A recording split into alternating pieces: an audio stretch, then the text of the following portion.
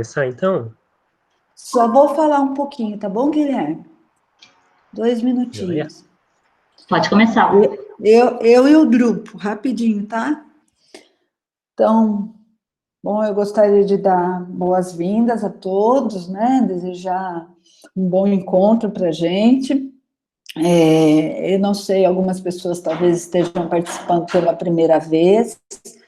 O projeto Movai é um projeto que existe desde o ano passado, e ele visa acolher os alunos de primeiro ano, auxiliar no processo de integração, de adaptação à vida universitária. Compõe o projeto alunos, né, representantes dos diferentes cursos, dos diferentes anos, representantes de grupos que existem no IB.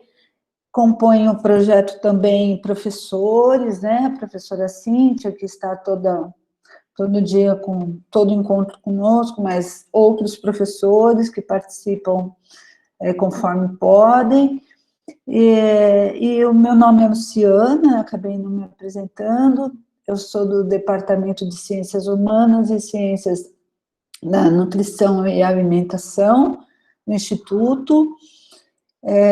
Estou no projeto desde o ano passado, né, e é com uma imensa alegria que eu percebo que o formato virtual está dando certo, né? Os encontros sempre foram presenciais, com essa mesma proposta, discutir temas, encontrar as pessoas, e em função da pandemia, nós reorganizamos os encontros presenciais no formato virtual, né, e toda quinta-feira. Então, a gente se encontra, unidos por um tema, né, o que eu mais desejo é que isto acabe logo e a gente possa se encontrar presencialmente, né. Mas eu agradeço, passo a palavra, então, à professora Cíntia e aos membros do Movai para uma rápida apresentação. Então, boa tarde, já falei boa tarde para a maioria. Então, sou a professora Cíntia, sou professora de anatomia do Departamento de Biologia Estrutural e Funcional, aqui do IB de Botucatu. Sejam bem-vindos, espero que vocês gostem da atividade. Obrigada.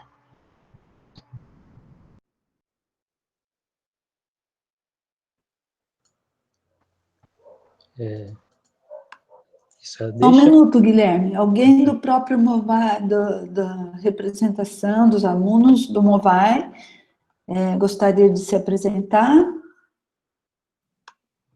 Oi, eu sou a Larissa, sou do segundo ano da Biomed, e eu espero que vocês gostem da atividade.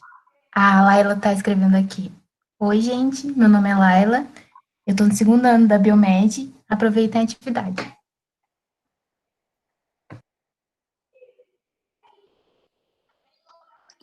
A Eduarda também, sejam bem-vindos. Eu sou a Eduarda, do segundo da Biomed. Aproveitem a atividade de hoje. Oi, gente, boa tarde. Eu sou a Carolina, do terceiro ano da Biologia Noturno e represento a comissão de recepção do IB.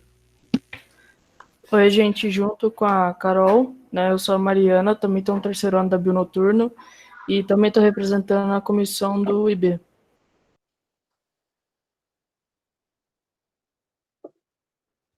Oi, pessoal, boa tarde. Meu nome é Jonathan, sou do terceiro ano da Biologia. Estou aqui representando o grupo PET-CBB. Sejam todos muito bem-vindos e aproveitem a nossa atividade. Oi, gente, boa tarde.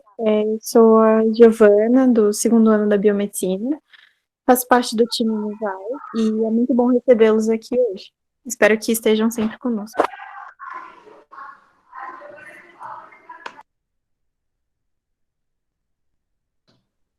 Mais alguém?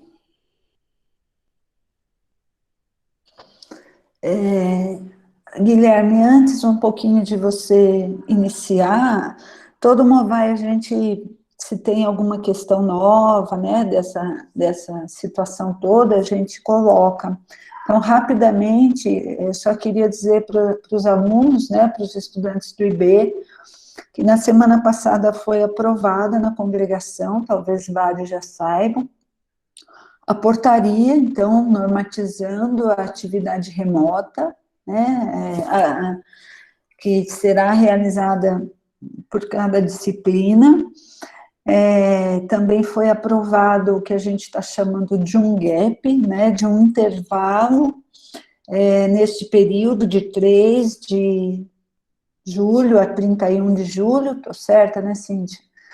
Que é uma parada nas atividades, né, então não estão previstas disciplinas, não estão previstas reuniões com os alunos, pelos professores, para que a gente possa pensar a programação daqui para frente, para que a gente possa fazer cursos de formação, para que os alunos também possam, possa ser oferecida alguma formação para os alunos em ensino remoto. Então, a gente está com as atividades de disciplinas suspensas por esse período, para que a gente possa, então, refazer o cronograma, o calendário, e retomar, né, a partir de 1º de agosto, Cíntia me corrige aí nas datas, se eu estiver equivocada, retomar a partir de agosto, né, no início de agosto, aí sim as disciplinas todas via remoto, né, porque a gente já...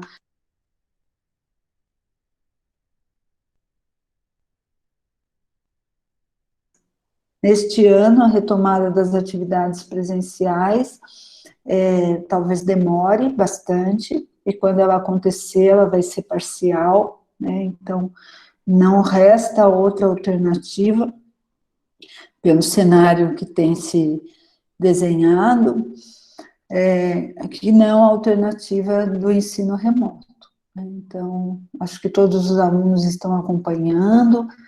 É importante que vocês acompanhem, né? Na última congregação, os representantes estavam lá, eles se manifestaram, alguns cursos fizeram documentos, encaminharam. Então, é importante que vocês continuem se articulando, conversando, né, inteirados com o que está sendo discutido e proposto. Não sei se a Cíntia quer completar, se algum estudante quer completar também. Eu gostaria só de falar que essa pausa das atividades remotas, na verdade, é uma pausa para treinamento e para discussão do que já foi dado. Então, é importante que vocês, alunos, participem dessa discussão. Vai ter também um dia de treinamento para vocês, para algumas colocações que a gente gostaria de fazer para vocês, para falar um pouco da plataforma do Google Classroom. Então, é importante que vocês participem ativamente dessa semana. Logo, logo, a gente vai lançar um calendário com toda a programação dessa parada e por que todo esse tempo de parada. E gostaria que vocês ficassem aí de olho e participassem das discussões, que vai ser importante. Obrigada.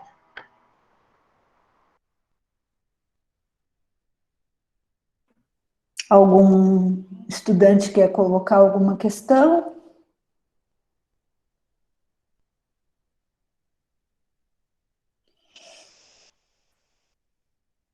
Então, tá bom. Era mais um informe mesmo, né? A gente pressupunha que vocês estavam já informados, mas, de qualquer forma, consideramos que era importante reforçar isso. Então, agora acho que a gente pode passar, né, a palavra para o Guilherme.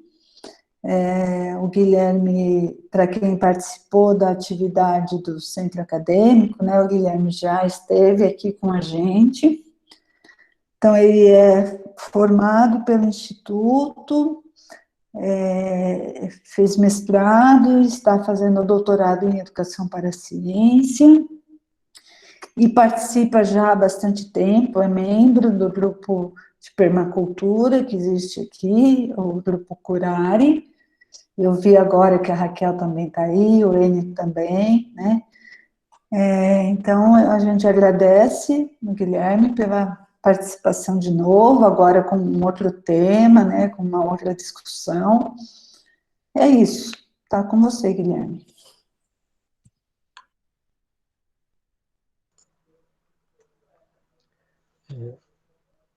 Olá, pessoal, boa tarde. Queria agradecer todo mundo que está participando. Impressionado com o número de pessoas que participam, com a diversidade também das pessoas, né? De muitos cursos, gente de fora até, que eu nem sabia. E muito feliz e honrado com o convite, né? De poder voltar aqui. Acho que é um espaço bastante bacana. E eu vou falar um pouquinho do grupo, né? É um grupo que se constituiu em Botucatu, de amigos, né, principalmente da biologia, mas não só. Alguns deles eu estou vendo pipocar aí agora na sala, começar a aparecer. E a gente começou a estudar um pouco, na verdade, os fundadores, né? Eu já entrei um pouquinho no bonde andando, mas eles começaram a estudar um pouco permacultura, e E essa permacultura, ela tem uma origem lá na Austrália. Era um estudo, começou com um estudo, né, de tanto tecnologias da época como tecnologias tradicionais, dos povos tradicionais, né, eles olhavam para os povos aborígenes australianos, como eles viviam de uma forma mais harmônica com a natureza, e aí eles começaram a sintetizar uma série de formas de tentar viver, né, se apropriando das tecnologias modernas e tradicionais, de uma outra lógica de existência, né, e tentar trazer uma sustentabilidade para a nossa forma de viver, de uma forma um pouco mais ecológica e tudo mais, né. Então, acho que, em síntese, a permacultura ela vai um pouco nessa linha, e aí algumas pessoas do grupo começaram a estudar isso. Começamos como um grupo de estudos, e isso começou com uma relação aí entre estudos e um pouco de prática, e a gente já vem há uns 10 anos com um grupo um pouco mais coeso, né? E aí, algumas dessas experiências que a gente tem no grupo são relacionadas à compostagem, que é o tema daqui de hoje, né? E aí eu vou trazer um material que foi de uma oficina que um colega do grupo, um veterano do curso de biologia, o Rafael, nós montamos juntos como uma oficina que a gente deu no SESC de Bauru. Eu vou pedir desculpa também por lugar que eu tô aqui, né? O meu quarto fica bem perto da rua, de vez em quando passam uns barulhos de motor aí eu faço uma pausa e depois eu volto. Mas vocês fiquem à vontade. Eu vou pedir para as professoras, né, Luciana, Cíntia, quando puderem se identificarem em alguma questão, me avisar, porque depois eu vou passar para uma apresentação, né, e aí eu vou perder o contato visual com o chat. E quem quiser falar no microfone, fica à vontade. Quem tiver alguma pergunta, pode deixar digitada. Se vocês podem, Luciana, Cíntia, por favor, me avisar? Pode deixar, Guilherme, eu fico conferindo aqui e eu peço que mais alguém do Movai também ajude, né? Porque às vezes eu posso deixar passar, mas eu vou estar atenta, tá bom? Tá bom. Então, obrigado, gente. E vou colocar então uma apresentação. A proposta é discutir um pouco a importância de repensar o cuidado que a gente tem com os nossos resíduos domésticos, né? Entender que a gente tem algumas alternativas para fazer, que tem alguns benefícios, né? Individualmente, coletivamente. E eu não vou ter aqui um modelo de compostagem porque eu estou numa logística um pouco complicada aqui para fazer uma composteira em casa. Eu voltei a morar na casa dos meus pais, aqui em Barra Bonita. Eu não tenho nenhuma fonte de matéria seca perto de casa, que é uma necessidade. A gente já vai conversar um pouco mais sobre o que é essa matéria seca, né, e o papel dela na compostagem. Mas eu tive bastante experiência com a composteira doméstica quando eu morava em República, na minha época da graduação, né? A gente tinha um rodízio em casa lá de quem ia fazer cada dia. é super simples, né? E dá para fazer com alguma tranquilidade, tá? Então, a ideia era discutir um pouco essa importância e depois trazer alguns esquemas e modelos de composteira doméstica. Eu vou deixar também alguns materiais com vocês depois, para vocês consultarem, e um contato para caso alguém, né, queira tirar alguma dúvida depois, levar uma ideia adiante. Enfim, a gente tem algumas formas de fazer um modelinho de compostagem doméstica em casa. Tá? Eu vou passar aqui, então, a apresentação.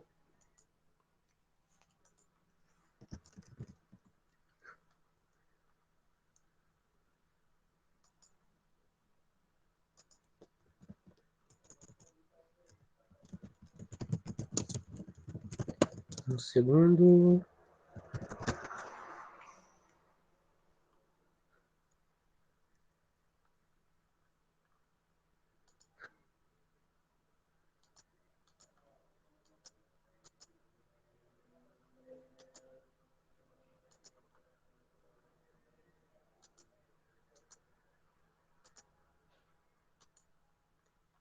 Estão vendo a apresentação, gente? Sim, só precisa pôr no modo de apresentação mesmo, tá? Isso. Tudo ok aí? Tá. Sim, sim. Foi? Agora sim. Então, tá aqui o Rafael Guerreiro, no nome, e o meu foi material que a gente montou para uma oficina que aconteceu lá no Sesc de Bauru. E,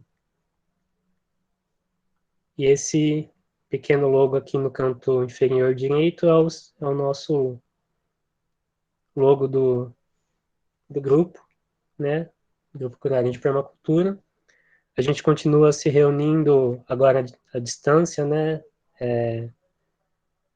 Principalmente depois da quarentena, né? Mas já há algum tempo, muitos de nós dividimos para várias cidades, mas a gente continua se reunindo. A gente tem trabalhado em pensar a formalização do grupo como uma associação. A gente está estudando possibilidades, né? Mas a gente trabalha bastante com educação ambiental, com oficinas e coisas desse tipo. Então, a gente vai trazer aqui alguns dados sobre resíduos de, mais gerais, né, e algumas realidades locais. Alguns princípios e conceitos importantes, quem é da biologia vai conhecer a maior parte, né, provavelmente. Mas eu vou dar um geral. A gente vai discutir um pouquinho ecologia do solo, nutrição vegetal, porque quando a gente fala de compostagem, a gente não está só eliminando um resíduo, né, que poderia ser descartado, poderia virar um problema, como a gente também está produzindo adubo, né? E isso pode ser utilizado. A ideia é que a gente se estimule a utilizar esse adubo, né? Ou a doar, jogar em praças, né? Quando não é lixo, não, o que fazer com o adubo pronto é o menor dos problemas. E depois a gente vai para a vermicompostagem, que é um modelo mais eficiente para a gente ter dentro de casa, né? Eu vou discutir um pouquinho o funcionamento do minhocário e como montar o minhocário também com vocês. Lá nessa oficina do SESC, a gente terminava depois dessa introdução teórica com uma parte prática, que a gente levava o material e todo mundo fazia, né? Aqui eu não vou ter material para dividir com vocês, mas vocês vão ver que não é nada muito complicado não, tá? E até tem opções, se vocês procurarem para vender, de caixas prontas, para quem quer alguma coisa um pouco mais estética já pronta, né? Uma coisa mais profissional. Conheço pessoas que já foram ex-alunos, né, de biologia da Unesp que trabalham com isso em São Paulo. Posso indicar alguns contatos depois também, tá?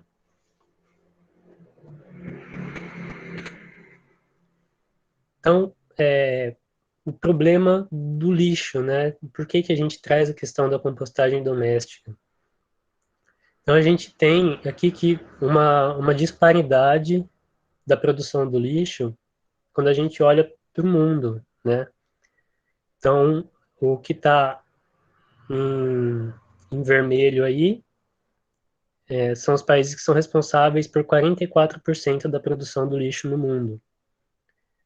E não são os países que têm a maior população mundial, né? Então, se a gente olhasse para a China, ali nesse par do marronzinho aí, nesse cor de envelope, e para a Índia, que está em algum lugar entre esse pardo e esse azul, eles têm quase metade, ou um terço da população mundial, né, mas não tem uma proporção tão grande de produção de lixo. Então, os países que têm um desenvolvimento econômico mais acentuado, eles também são os que produzem mais lixo, né, de tal forma que a gente tem alguns casos de exportação de lixo para outros países lidarem, e eles pagam um pouco por isso. Isso é consequência do tipo de produção, né? E então, boa parte desse lixo é lixo orgânico, né? E depois tem a questão da coleta seletiva, né? Se a gente separa o lixo orgânico do lixo seco, qual lixo poderia estar sendo reciclado ou não. Quando a gente cria o hábito de compostar o lixo orgânico, a gente acaba tornando mais fácil a reciclagem, né? Também.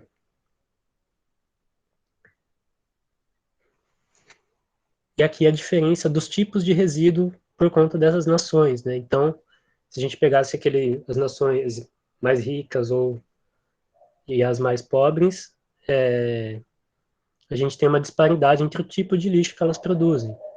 Então, o lixo orgânico, ele é muito mais produzido por aqui, né, nos países mais pobres, e a gente vai ver ali a média global em cinza, os países mais pobres em preto e os países mais ricos em vermelho, e a gente vai ver que os países mais ricos produzem muito mais vidro, plástico, papel, e produzem muito menos lixo orgânico. Que não quer dizer que eles não produzam muito lixo orgânico também, mas para a gente pensar que boa parte da proporção do nosso lixo é lixo orgânico, né? Então, e que esse custo do manejo desse lixo, que a gente só joga da porta de casa para fora, e depois passa um caminhão e vai levando para lixões que vão se expandindo, né? Tudo isso é descontado do nosso trabalho também, né? Que a gente paga os impostos para gerir esse resíduo. Então sai também do nosso bolso, de uma forma um pouco mais invisibilizada, mas a gente paga por isso, né? E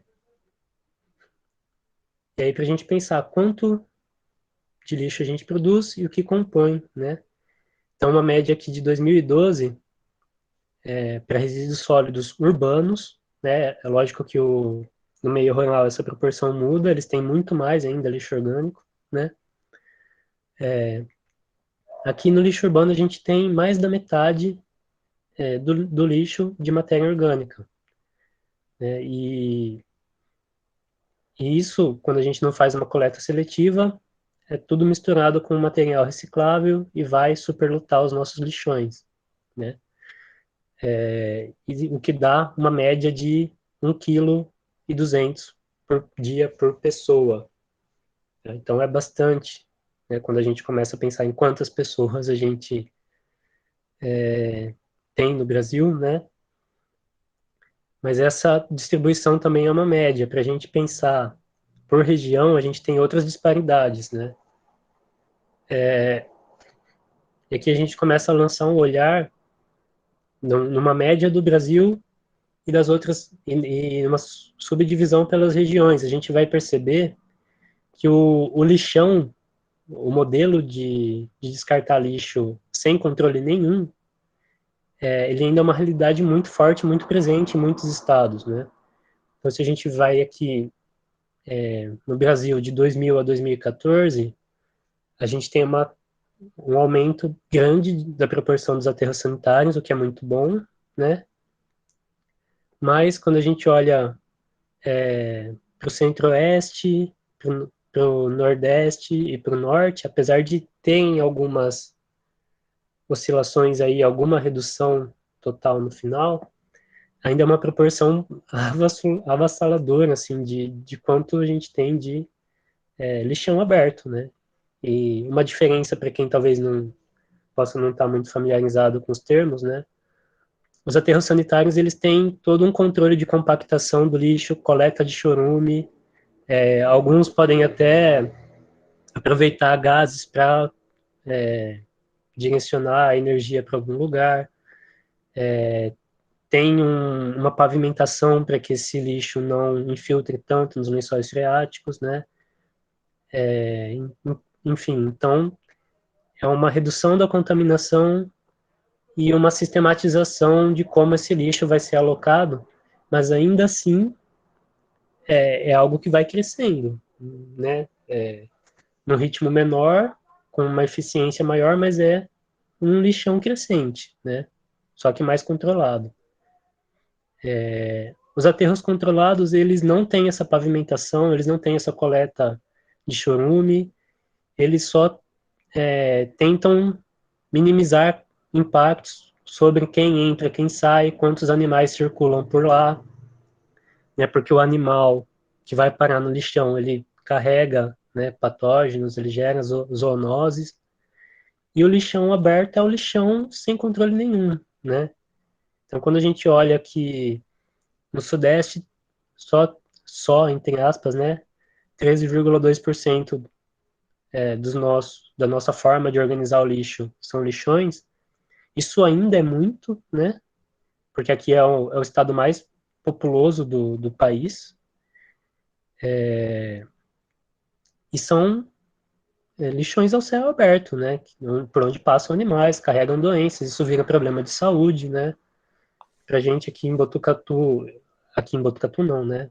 Vocês aí, a maioria que estão em Botucatu, talvez, que é uma área da saúde, né? Um campus que discute muito biológicas, tem um lado forte da saúde. Boa parte desses problemas de saúde vem do nosso manejo desleixado, né? Com o nosso resíduo. Então, tudo isso traz um pouco da importância da gente olhar para esses resíduos, né? Quando a gente vai para outras regiões, elas são menos populosas, mas elas estão numa proporção maior de lixões, então é um problema muito recente, muito atual e muito forte, né? 2014 não é um passado tão distante assim, e a gente é inadmissível quando a gente olha, por exemplo, o Norte e Nordeste com mais de 80% de lixo descartado como lixão, né? Isso infiltra no lençol freático, isso contamina animais, pessoas e, enfim, desemboca numa série de outros problemas sociais, né? Guilherme, Oi? o Lucas Daniel Pimenta pôs um comentário, não sei se você quer. Ele Pode disse falar. assim: o aterro dos Bandeira é um baita exemplo de como eles fazem a sistematização e produção de energia a partir do lixo.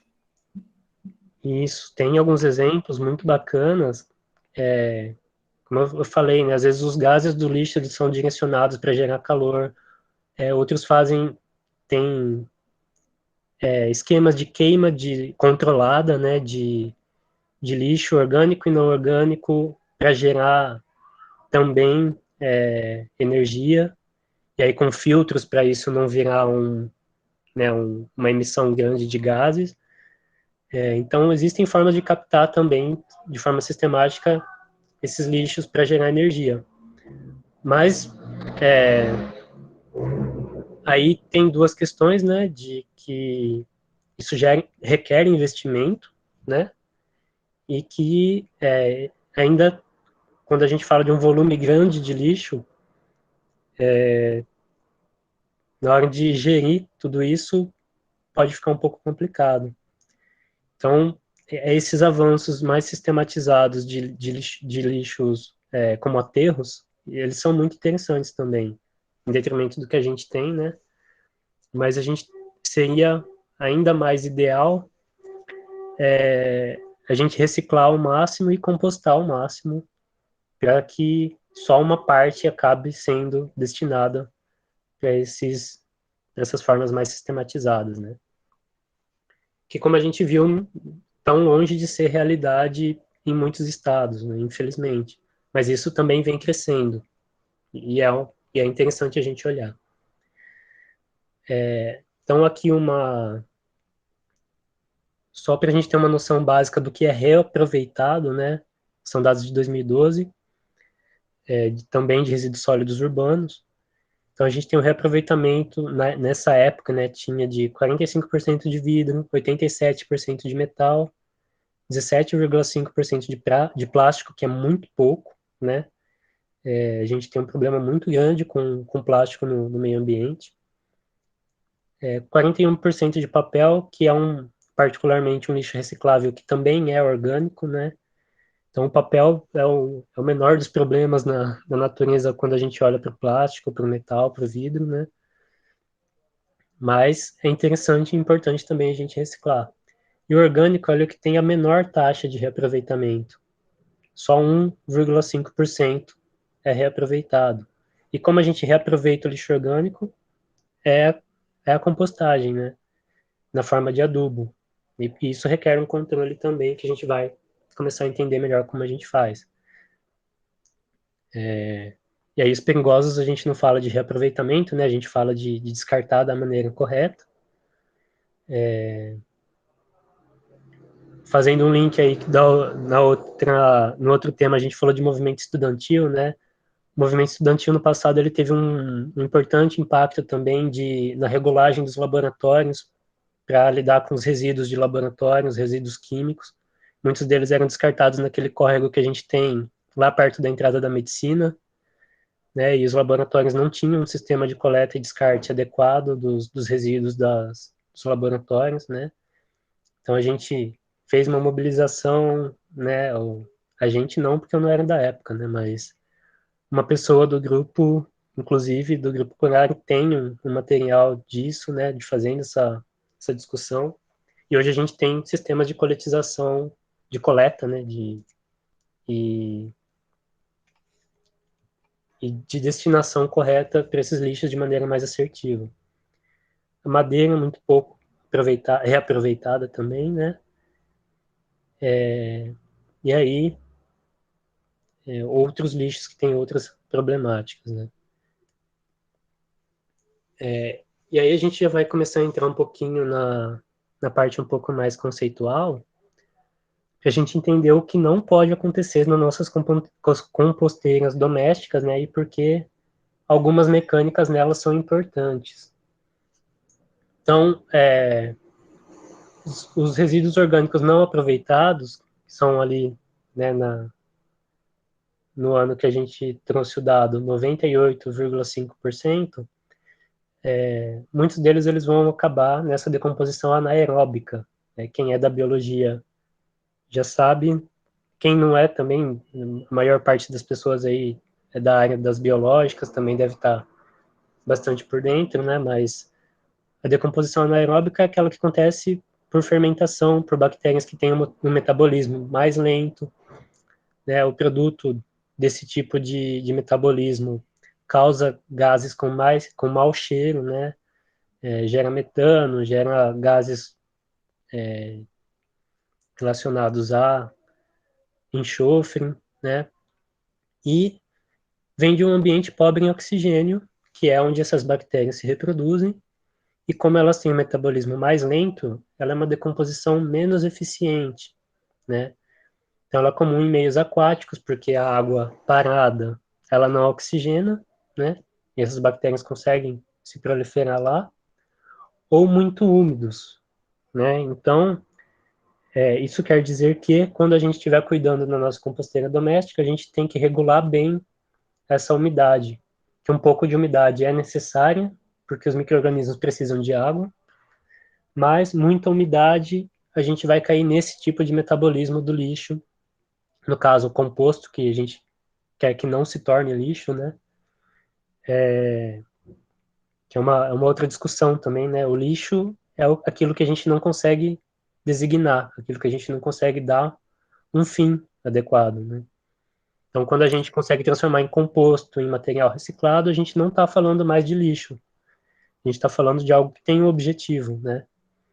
E quando muito do que poderia ser reaproveitado no nosso modelo de sociedade vai se tornando lixo, a gente está identificando um problema na nossa forma de produzir, né? A gente não está dando um desígnio, um fim adequado para algo que poderia ter, né?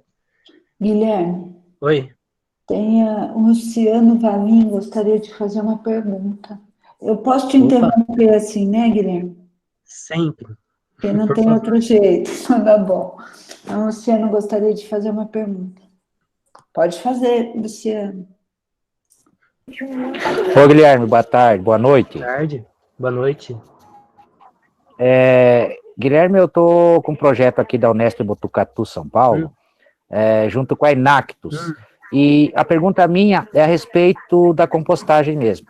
Eu posso fazer o trabalho de compostagem próximo a uma nascente, a um córrego, numa área aberta, ou isso pode prejudicar essa nascente, esse córrego, essa área verde? Então, a minha pergunta é mais baseada nisso aí. Boa pergunta. A resposta é pode. A questão quando a gente for avançando um pouco mais a apresentação, a gente vai ver que a gente tem muitas técnicas para compostar e depende do resíduo que a gente está trazendo. Então, se a gente está falando de uma nascente, de um córrego, é um local muito delicado que a gente tem que ter um cuidado muito grande para que essa compostagem ela não dê errado, né? Então a gente vai ter que ter uma regulação muito grande sobre, por exemplo, a umidade, né? Então imagina que a gente faz uma compostagem no chão, né? Um dos modelos é um modelo de chão que a gente cobre com matéria orgânica, revolve, né, na terra, na matéria seca. Se tiver minhoca, melhor ainda. A gente já vai discutir um pouco o papel da minhoca, né? Mas vamos imaginar que seja um lugar que chova muito, né? Isso pode saturar o solo. Se eu saturar o solo, eu vou ter um excesso de umidade e aí eu vou cair nesse problema aqui da decomposição anaeróbica. Então, talvez tenha que ser feito um estudo nessa região sobre como fica esse solo no período de maior chuva, se esse solo satura. Se for o caso, talvez o modelo de compostagem de chão não seja o ideal.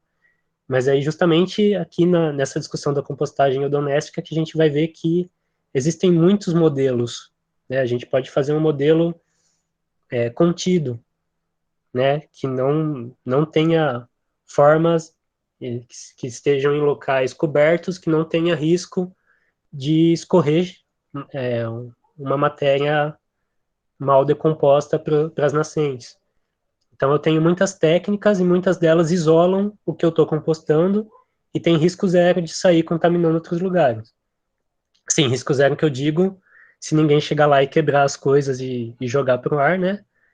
Mas que é um sistema isolado, né? Se eu for para o modelo de chão, aí eu tenho que olhar para esse solo se ele vai saturar ou não. Saturar de água mesmo. Porque se ele saturar de água, mesmo com minhoca, mesmo com a terra revolvida, pode ser que comece a ter ali uma decomposição anaeróbica e isso pode prejudicar essa nascente. Tá respondido? Ou ficou... Não, Guilherme, eu acho que mais para frente você pode falar, no caso, a respeito de como eu poderia fazer uma vedação do solo para poder estar fazendo essa compostagem. Eu acho que mais para frente você falará. Obrigado. Certo, de nada, vamos discutir isso. Talvez não seja necessário vedar o solo, mas essa é uma alternativa, pode ser uma alternativa, né? Enfim. Então, voltando aqui, né, essa decomposição anaeróbica ela acontece quando eu tenho muita umidade, e aí falta, principalmente uma água parada, e aí eu tenho pouca oxigenação. Se eu tenho pouca oxigenação, morrem as bactérias que fazem a decomposição aeróbica, que tem o metabolismo mais rápido, que decompõem mais rápido e que não geram mau cheiro. Então, o mau cheiro ele já é uma indicação para a gente, um sintoma, de que a nossa compostagem está desandando, de que talvez eu tenha um excesso de umidade. aí a gente vai discutir melhor sobre como a gente faz esse manejo, principalmente na compostagem doméstica, mas a gente pode discutir nos outros modelos também, tá? Então, o que eu estou dizendo aqui em resumo, né, é que tem que ter ar. A gente precisa manter esses resíduos aerados, tá? E não saturados de água. Então, aí por que os aterros não são a melhor solução, né? Então, tem uma grande produção de metano, e aí eu falando especificamente, principalmente desses aterros abertos, né? É lógico que existem modelos mais sistematizados, que cuidam melhor desse resíduo, como o nosso colega já deu um exemplo, né? Mas que mesmo esses também a gente não pode contar que eles fiquem sempre crescendo, porque eles também têm um limite de ciclagem que eles dão conta, né? Então quanto mais a gente conseguir lidar a nível local com os resíduos, principalmente os orgânicos que têm uma solução fácil, melhor, né? Então eles produzem muito metano, geram chorume, que é um líquido desse processo de decomposição com patogênicos, né? Que podem causar problemas de saúde, risco de contaminação no solo, nos lençóis freáticos, enfim. E essa área só vai aumentando, porque ela vai saturando de espaço, né? E aí a decomposição aeróbica, os micro-organismos utilizam uma respiração aeróbica, né? É um ambiente rico em oxigênio e tem maior eficiência energética e maior velocidade, né? Então, é a decomposição que a gente vê nessa camada superficial das folhas, né, dos ambientes naturais, que eles são rapidamente ciclados. Existem técnicas também de compostagem anaeróbica, mas quando a gente fala, por exemplo, de uma fossa séptica bem vedada, mas ela é mais lenta, né? E quando a gente fala de uma casa, por exemplo, a gente está constantemente produzindo lixo, né? Toda vez que a gente come. Então, é mais interessante, dependendo da escala que a gente está, né? Um modelo mais eficiente, mais rápido de respiração, né? E a gente vai entender melhor como a gente deixa o ar passar por esse espaço, por esse modelo, né?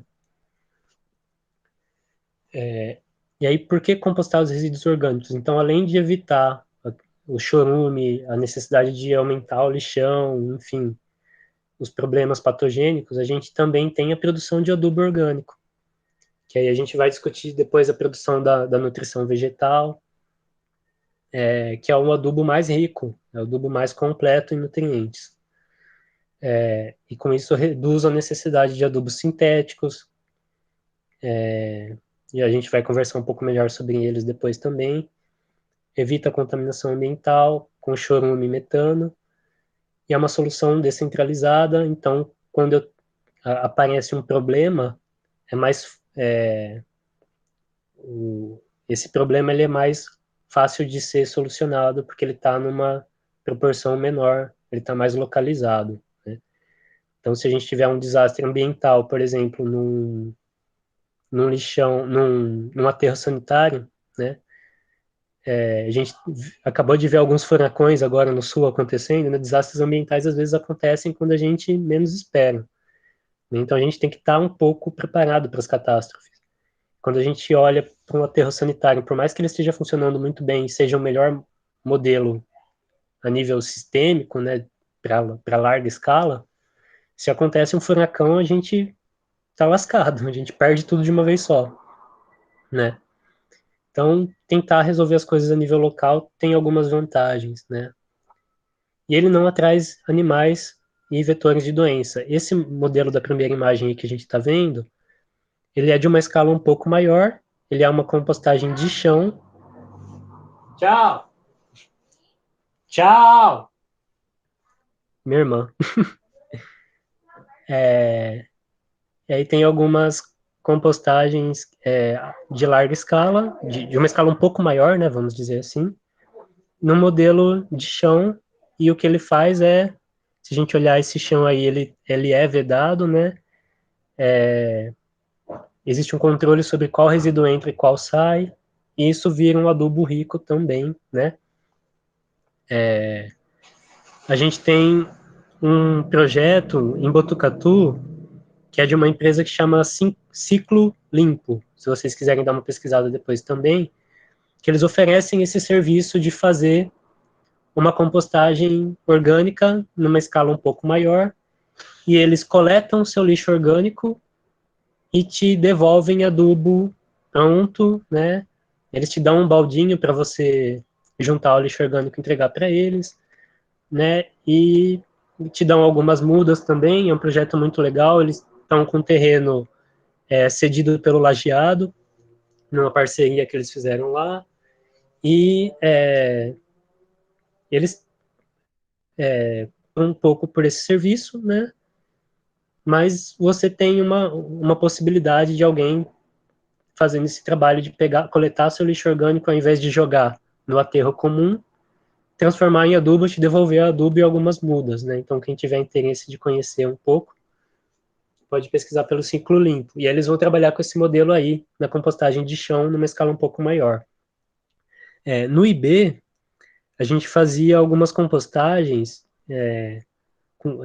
do lado do churrascódromo. Quem conhece ali perto do Giga, do IB, tem um espacinho no chão ali ao lado. Quando a gente fazia algumas confraternizações dos alunos e coisas assim, e tinham alguns resíduos orgânicos, a gente revolvia ali com folhas secas, com às vezes alguma palha da poda do pessoal da jardinagem, misturava no chão e cobria com matéria vegetal. A gente vai discutir um pouco essa necessidade de cobrir também, né? E de misturar com matéria seca, tá? E se vocês forem tendo alguma dúvida, gente, podem falar no microfone, digitar aí, fiquem à vontade, tá? Se eu estiver indo muito rápido, se alguma coisa não está clara. Ô, Guilherme, só dando um alôzinho, a gente geralmente vai até às 7, tá bom? Tá bom. Então, o que é compostagem? Então, a compostagem ela é uma decomposição, geralmente aeróbica, né, de matéria orgânica por fungos e bactérias em um ambiente controlado, né? Então, se a gente for pensar lá a questão que o colega trouxe, perto de uma nascente, de uma área ambiental, a nossa questão vai ser como tornar esse ambiente controlado, para que isso não vaze, não extrapole, né? E existem formas, muitas formas de a gente fazer isso. E se a gente pensar dentro da nossa casa, né, numa escala menor, a gente vai conhecer algumas opções em caixas, em baldes, em esquemas menores para a gente lidar com esse resíduo também. Então, ela pode ser resumida em dois processos, que é a mineralização, que é a degradação da matéria orgânica em sais minerais, né? Esses sais minerais, eles são o que as plantas utilizam nos seus metabolismos, né? Além de gás carbônico e água. E a umificação, que vai transformar essa matéria orgânica em humus, né? Que são polímeros estáveis, que vão dar estrutura no solo. Então, é um solo que mantém uma determinada forma mais coesa, né? Quem conhece humus de minhoca é aquela terra escura, né? Com grãos um pouco maiores, né? E aumentando sua capacidade de manter umidade, mas também, né, pela própria estrutura desse solo, ele permite passagem de ar. Então é um solo que retém umidade ao mesmo tempo que permite que o ar chegue. E se o ar chega, a gente tem decomposição de micro-organismos, né? Aeróbicos, num sistema mais eficiente de metabolismo. Então ele é mais rápido, ele cicla a matéria mais rápida. É o que a gente tem, por exemplo, no nosso bioma lá da Amazônia, né? Por isso que é muito importante a gente entender a formação daquele bioma, porque é uma floresta que sustenta a floresta. O solo de lá é relativamente mais pobre em nutrientes do que outras regiões, mas o calor do ecossistema lá e a continuidade da chuva permitam que a ciclagem de nutrientes aconteça numa velocidade muito rápida. Então, a própria floresta lá derruba folhas, derruba frutos, né, morrem animais lá, e esse clima torna a ciclagem muito rápida e os nutrientes são disponibilizados de novo numa velocidade muito grande, né? Então, é um pouco desse princípio de ciclo rápido que a gente quer trazer na nossa dinâmica do lixo dentro de casa também, ou de outros espaços, né? Então, aqui eu trouxe algumas ideias, alguns modelos, né? Esse primeiro, a gente tem uma contenção em caixas de madeira, que é uma solução, né? A partir da terra. A gente tem esse segundo, aí na direita em cima, que são pilhas no chão mesmo, né? Que a própria camada seca vegetal e depois também a proporção entre matéria orgânica e matéria seca. Deixa eu pegar essa moto. Dá conta de não deixar isso saturar de umidade, né? E evitar também, dependendo do tipo de clima, dependendo da região, fazer grandes escalas em lugar que chova muito, né? E que possa saturar o solo. Mas essa elevação no solo, ela ajuda a infiltrar mais a água, né? Para que não sature de água. Então eu elevo o nível do solo e aí a água ela vai infiltrando da superfície para baixo e aí a superfície não fica saturada. Se eu não tenho saturação do solo, eu tenho espaço para ar e aí eu estou lidando com uma compostagem aeróbica. E aí a gente pode pensar nesses modelos menores que para quem tem um ambiente caseiro, né, uma casa com poucas pessoas, ele dá conta, né? Esse primeiro modelo ele é um cano com furinhos para entrar ar, e aí eu vou colocando a matéria orgânica junto com a matéria seca em cima. A gente já vai falar um pouco dessa proporção de matéria orgânica e matéria seca. E eu tenho modelo em caixotes ou caixas e até em pilhas, que é o que a gente vai ver um pouquinho mais como a gente pode fazer. Então, isso tudo ilustra para a gente que essa primeira definição aqui mais geral, né, é um ambiente controlado, onde eu vou decompor matéria orgânica. Esse controle pode ser feito de várias formas, né, a depender da demanda, do espaço que a gente está e da quantidade de matéria que a gente quer pôr, né. Então, isso pode ser feito em diversas escalas. Então, todas elas podem funcionar dentro de cada contexto. Tá? Então, a gente tem aqui uma referência, né, que é a Ana Primavesi. Ela trabalha com esse tipo de práticas, né? Ela tem um livro que chama Manejo Ecológico do Solo, e ela promove uma reflexão sobre a relação do solo, das plantas e de nós, né? De que se a gente tem um solo saudável, eu vou ter um cultivo saudável, isso vai virar um alimento saudável, né? Então, para quem é da nutrição, essa é uma discussão muito importante, né? Uma discussão sobre soberania alimentar, sobre qualidade de alimentos, né? E para a gente refletir sobre essa relação de como a gente trata o solo, o alimento que a gente produz a partir disso e como isso reflete uma alimentação que a gente acaba se educando também sobre o que a gente come, para pensar o que a gente consegue reaproveitar para produzir o adubo também.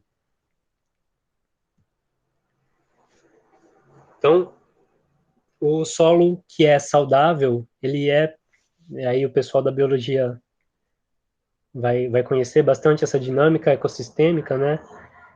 Tudo que a gente vê no ecossistema macro, a gente tem também no nível micro, né? Então, a gente tem uma fauna muito diversa, uma diversidade de fungos muito diversa, nesse micro espaço que é um solo, né?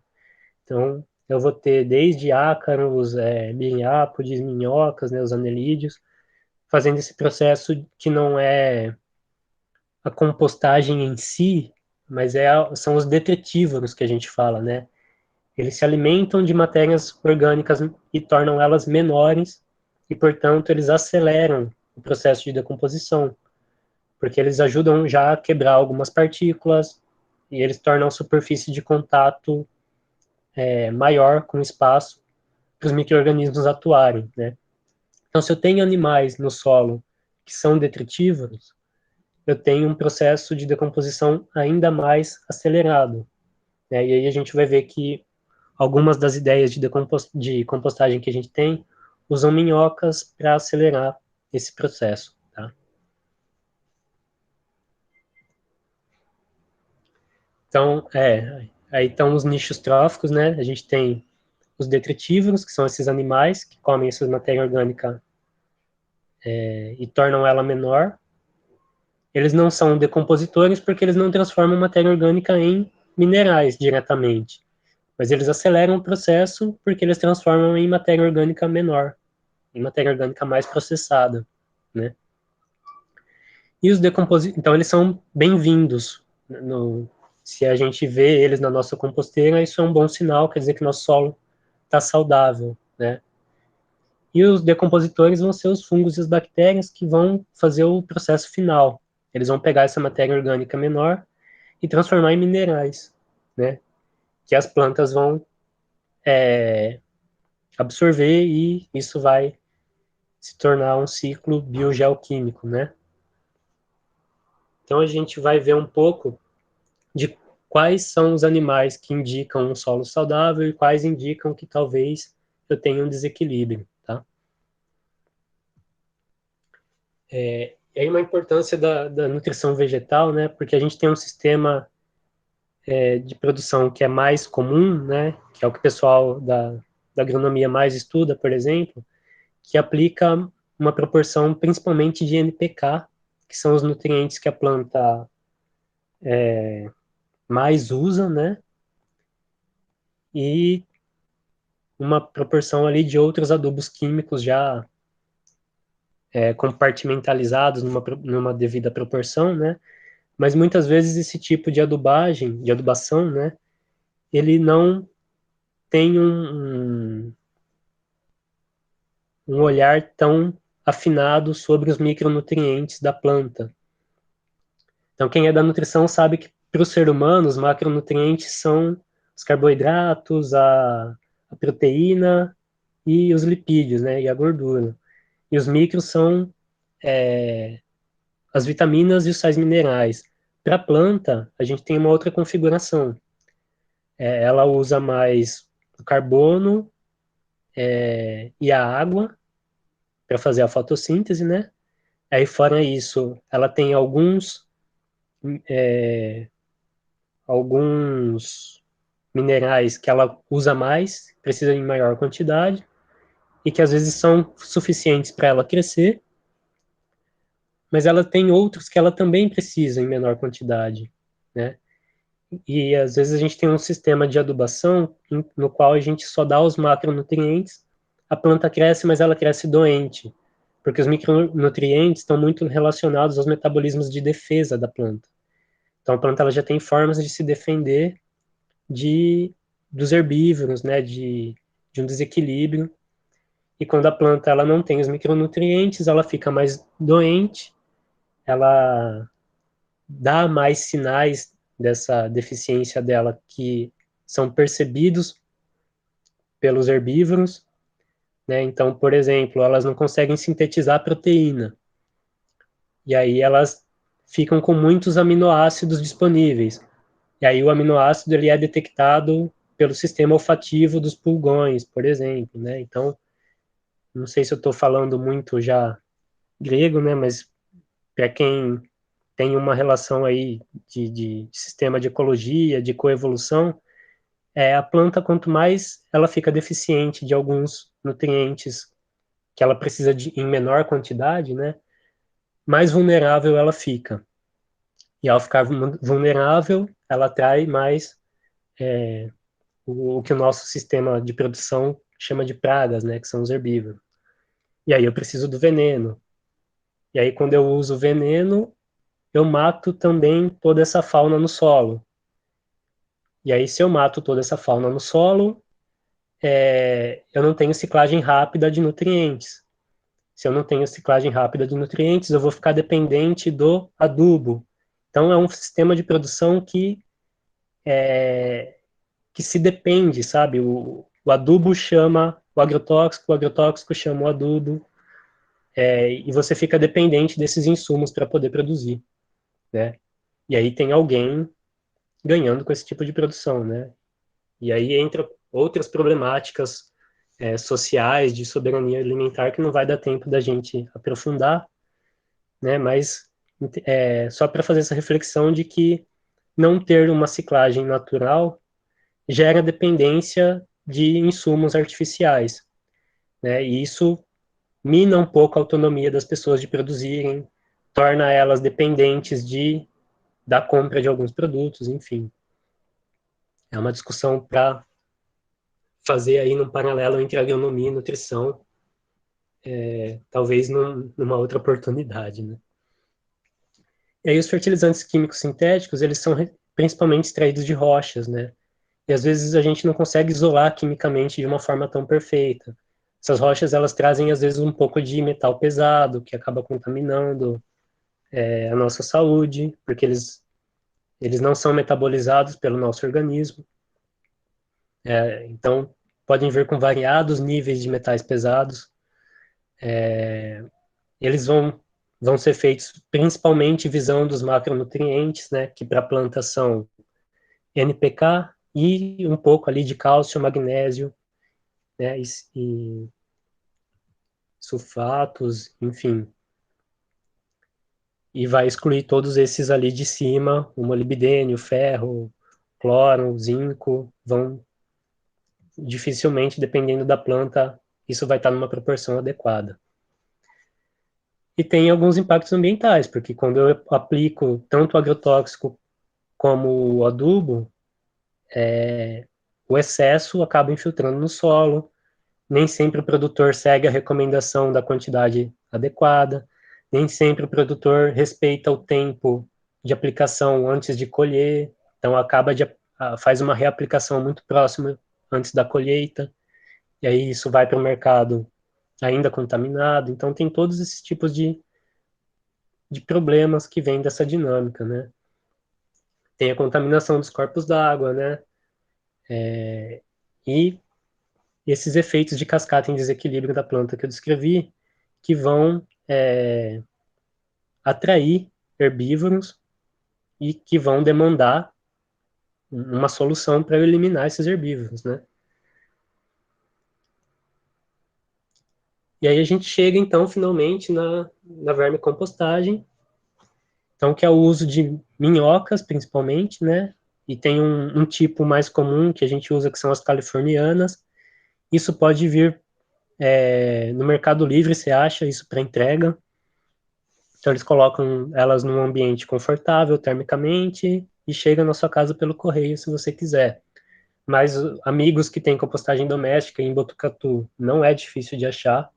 A gente tem o grupo Timbó de Agroecologia, né? A gente tem uns colegas aí do Grupo Curari também que moram lá e tem. Você consegue achar. Tem também alguns locais de pesca que vendem. Para a gente dar essa oficina prática que a gente deu no SESC, a gente encontrou um lugar que vende minhocas. Tá? Então, para quem quiser dar um start inicial, dá para arrumar minhocas com facilidade, não é caro, tá? E elas ajudam muito a ciclar mais rápido os nossos nutrientes. Então, aqui a gente já vai focar um pouco mais nesse modelo, mas vou voltar um pouquinho neste aqui, para o nosso amigo que levantou a questão, né? Para vocês lá na Enactus, tem um amigo meu que começou fazendo física médica em Botucatu e ele foi fazer engenharia de bioprocessos na Enactus de Assis. E ele chamou a gente também, o nosso grupo, para prestar uma consultoria lá. E Então, respondendo um pouco da sua questão, né, talvez seja mais adequado esse primeiro modelo aí, talvez esse segundo dê conta, depende da escala que vocês estiverem trabalhando. A questão é qual estratégia você vai usar para tornar esse ambiente controlado, né, para que não, numa situação provável de saturação do solo de água, isso não vai parar na nascente. Mas se eu fizer uma contenção dessas, talvez eu já garanta, né? É por isso que o contexto, ele é sempre o primeiro olhar que eu dou. Onde eu estou, qual é a escala, qual é a demanda, eu vou ter um ambiente fechado, é um ambiente aberto, eu vou ter um chão pavimentado, vai ser um chão que não é pavimentado, né? Quanto de matéria orgânica eu estou mandando para esse sistema? Se eu ver que ele não está dando conta, que ele está sendo saturado, eu vou precisar aumentar a escala. E isso a gente vai fazendo algumas estimativas um pouco no chutômetro, assim, no começo, mas a gente vai aprimorando também na prática, né? Tudo que a gente pegar de receita, se a gente quiser aplicar sem pensar o contexto, a gente vai ver que algumas coisas não vão encaixar bem. Então, acho que essa medida, ela vai sendo uma relação aí de teoria e prática, de conhecimento e prática. Para a gente que está com um pezinho um pouco mais na humanos, a gente chama de praxis, essa relação, né? Então, isso é praxis, assim, eu vou olhar um modelo, vou pensar sobre o modelo, vou olhar para o meu contexto, quando eu for pôr em prática, vai vir uns erros, assim, de praxe, vai. Mas a gente tem capacidade de ir regulando. Um erro não é catastrófico, não assustem, não se desesperem se vocês tiverem, por exemplo, na sua composteira doméstica, dependendo do que vocês colocaram lá, fica um pouco mais de umidade e começa a dar um pouco de mau cheiro. E a pessoa já, nossa, isso não funciona, me tiram para mim e joga tudo no lixo, né? E tenham calma, assim, né? Às vezes é uma questão de corrigir com um pouquinho mais de matéria seca e em pouco tempo aquilo já se autorregula de novo, né? Ou, nossa, todas as minhas minhocas morreram. Às vezes acontece, dependendo do que você faz, a gente já vai discutir um pouco sobre medidas de não deixar as minhocas morrerem, né? E aí você pega um novo grupo de minhocas, às vezes as minhocas morrem, mas deixam ovos, os próprios ovos já começam uma nova população.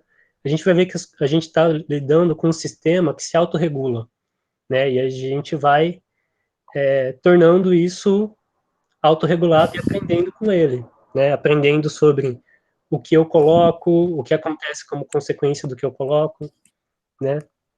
Então pense um pouco, estude um pouco a demanda, o espaço que você tem disponível e pense em qual modelo se encaixa mais para fazer o ambiente controlável, que com certeza não vai dar problema nenhum para essas nascentes, por exemplo, né? E aqui... Guilherme, só uma Oi. coisinha. O Luciano está colocando no chat a importância da parceria, né, da necessidade de vocês trocarem, conversarem. E a Jennifer perguntou se os slides podem ser disponibilizados. Sim, eu até ia te consultar depois, Luciano, sobre qual o melhor espaço para eu disponibilizar esses materiais, e tem alguns outros também que eu vou compartilhar. Aí eu vejo com o pessoal, se você puder me encaminhar. Certo. Aí, se alguém do Movai já quiser responder, gente, qual é a melhor forma de disponibilizar isso, pode responder. Tá. Porque, na verdade, a Cíntia e o grupo que cuida dessa questão.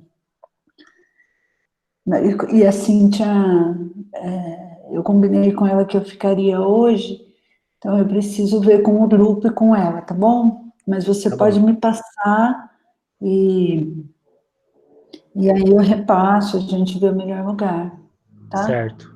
Eu vou tentar dar uma acelerada aqui. Só dando um toquinho também, são 10 para 7, tá bom? A gente pode passar um pouquinho, mas não muito. Certo. Mas a gente também chegou no ponto em questão e a gente vai ver como a questão é bastante simples. a gente já está na parte mais prática, né, do negócio. Então, como eu falei, é uma coisa que você vai aprendendo a regular, que você vai aprendendo também no processo. Então, por exemplo, as minhocas californianas que a gente usa mais, elas não gostam muito de acidez, elas não gostam muito de coisas cítricas. Mas uns amigos nossos, como a gente que trabalha na biológica sabe muito bem que a gente tem uma variabilidade genética que nada é uma regra absoluta, né? E eles perceberam que eles tinham uma população de minhocas que ia vorazmente nos limões, assim, que eles colocavam. Então, dependendo da população que você pega, né, ela tem um comportamento um pouco diferente. Então, você vai se regulando, né? E aí, as minhocas, né, elas têm um dimorfismo, elas são animais hermafroditas, né, elas têm possibilidade reprodutiva muito flexível, né, elas têm respiração cutânea, então é importante também, por conta delas, a gente deixar tudo com ar, e elas ajudam a cavar galerias no nosso espaço, então elas ajudam a aerar ainda mais o solo e garantir que ele seja ainda mais uma decomposição aeróbica, né. E aqui é uma foto de uma bolsinha delas, a partir da qual eclodem os ovos, essa terceira última aqui, né? Então, a gente tem aproximadamente 6.000 espécies, né? A gente recomenda o uso das californianas porque elas são mais comuns, tem mais experiência com elas, mas você pode testar outras, dependendo do modelo que você tiver no chão, pode funcionar bem, né? E para que a compostagem funcione, a gente precisa de uma proporção entre nitrogênio e carbono. Então, nitrogênio ele está normalmente presente na matéria orgânica, na proteína muito mais, né? Mas na matéria vegetal também. E a gente tem determinadas proporções que a gente faz para tornar isso equilibrado e o humus ter maior qualidade. Uma proporção relativamente de 30 de carbono para 1 de hidrogênio, para nitrogênio, né? Na hora prática de fazer, isso vai meio no olhômetro, assim, de a matéria seca, ela não só dá mais carbono e deixa essa proporção equilibrada, como ela também retém umidade, né? Tanto para não deixar a umidade escapar e o negócio ficar seco, como para não tornar aquilo saturado de água e a gente cair na respiração anaeróbica e na produção do chorume e tudo mais. Tanto que as maiores crises que a gente pode ter com uma composteira são facilmente corrigidas por essa proporção. Às vezes eu pus um pouco mais de matéria seca, às vezes eu pus um pouco menos. E aí, para corrigir, é só mudar um pouco essa proporção, né? Então, a olho, no olhômetro, né, quando a gente vê que a matéria seca deu uma umedecida, mas o negócio não está molhado, é porque está numa proporção legal. Uma das coisas que a gente mais usa, né, é o pó de serra. Então, quem mora a partir de serralheria, o pessoal normalmente quer jogar aquilo fora, porque eles não usam para nada. Então, se você for lá pegar um pacotinho, eles ficam muito felizes em te dar. Tem que perguntar se essa madeira não é tratada. Se você usar madeira vernizada, com verniz, né, isso pode dar problema. Folhas secas, quem mora a partir de praça, tem árvore que solta muito, tem palito picadinho nessa folha, ela serve também de matéria orgânica. Papelão picado, evitando coisas com tinta, porque as tintas de impressão e tudo mais, elas podem ter metal pesado. Fora isso, você pode usar papelão, folhas secas e pó de serra. Em Botucatu tem algumas, né? Quem mora em outras regiões pode localizar. A minha maior crise para não fazer compostagem aqui em casa é ter problema de fonte de matéria seca, né? Mas não é tão difícil assim de conseguir. Uma parte disso é falta de eu me mobilizar aqui, né? meus colegas que estão assistindo têm algumas composteiras domésticas na casa deles. E aí os nossos restos de alimentos com matéria úmida, eles vão ser ricos em nitrogênio, e essas fontes de matéria seca que eu indiquei vão fazer a proporção de carbono e, ao mesmo tempo, vão regular umidade e não deixar nem seca e nem saturado. Relação adequada, 3 partes de matéria seca para 1 parte de matéria úmida. Então, quanto mais eu picar meu alimento para pôr na compostagem, mais rápido vai ser o processo, né? E essa matéria seca ela vai regular. E pensando que se eu usar um alimento com muita água, tipo um tomate, é bom eu picar mais para deixar aquela água escorrer, senão eu vou poder saturar de água a minha composteira, principalmente se eu tiver num espaço pequeno, apertado, né? Então, materiais que eu posso colocar, então, legumes, frutas, verduras, cascas, casca de ovo, filtro de café, saquinho de chá, flor, palha, folhas secas, galhos finos. Tudo vai depender muito da escala que eu estou trabalhando. Se eu estou num balde pequeno, eu não vou encher de galho, porque o galho vai demorar mais para decompor, né? Tudo sem esse químicos aí nem ficou bem colocado, né? Porque tudo é químico, mas sem químicos sintéticos, né? E serragem. Materiais que devem ser evitados, mas podem ser colocados em alguma quantidade.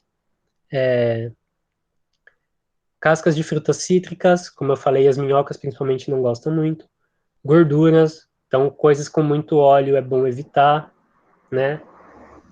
Aquela salada que a gente encheu de azeite não vai poder colocar, porque desequilibra, isso na hora de decompor vai acidificar o solo, vai dar problema. Laticínios também, a mesma coisa, a questão da decomposição. Cinza em grande quantidade, mas em pequena pode. E alimentos muito temperados, porque se eu pôr sal demais, eu prejudico o equilíbrio isotônico do processo. Materiais cabelo pode pôr também, decompõe, né? Coisas que não podem ser colocadas. Dejetos de animais domésticos, carnes e peixes, porque isso é muito rico em proteína, desequilibra a proporção de nitrogênio e carbono, e a decomposição passa por putrefação, né?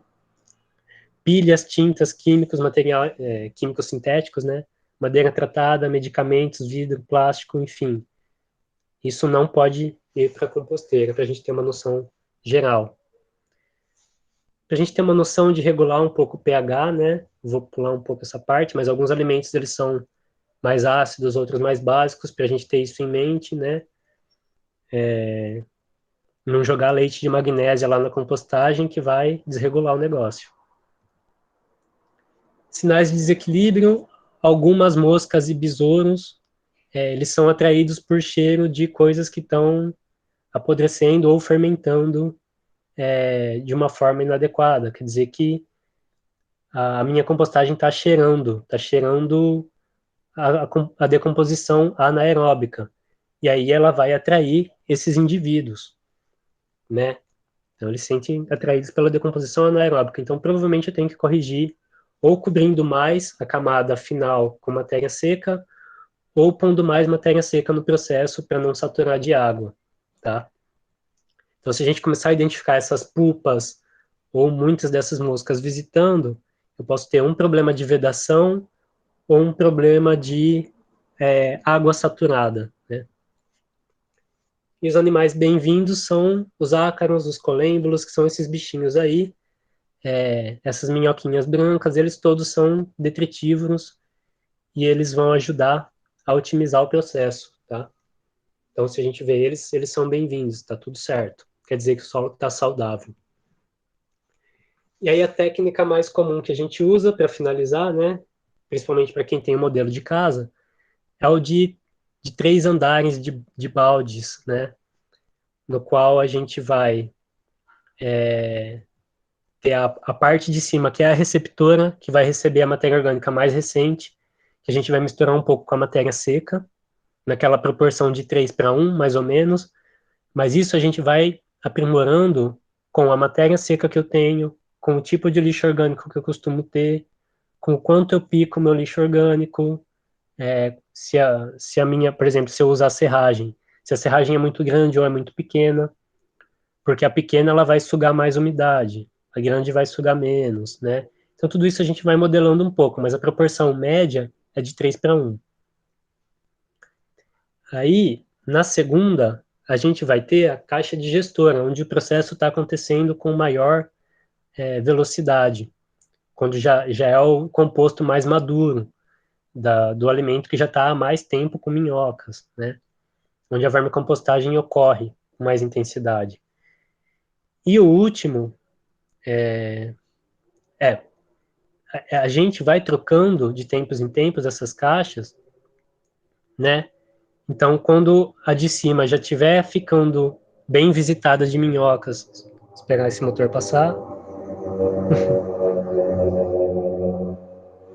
Quando a gente já estiver ficando, o andar de cima estiver ficando bem visitado de minhocas, com uma cor de humus mais escura, bem compostado, quer dizer que eu posso trocar, eu passo ele para o andar de baixo, a caixa que estava no meio, ela já vai estar com o adubo pronto, eu uso esse adubo à vontade em outros lugares, posso pôr com minhoca e tudo, porque é ótimo, a minhoca ela vai ajudar o solo, né? Eu deixo um pouquinho só desse adubo em cima, ou para ele recomeçar a nova reposição de matéria, de alimentos, de restos de alimentos e de matéria seca, tá? Eu vou explicar depois como a gente faz o começo desse sistema, mas só para a gente entender a dinâmica. Então, eu vou pondo alimentos com matéria seca em cima, esse ambiente vai começar a ser visitado pelas minhocas de baixo. Se ele está sendo visitado, quer dizer que elas não estão achando mais alimento na caixa que elas estavam. Se não tem mais alimentos lá, é porque aquilo já foi decomposto. Então, meu adubo está pronto, elas estão procurando comida na caixa de cima.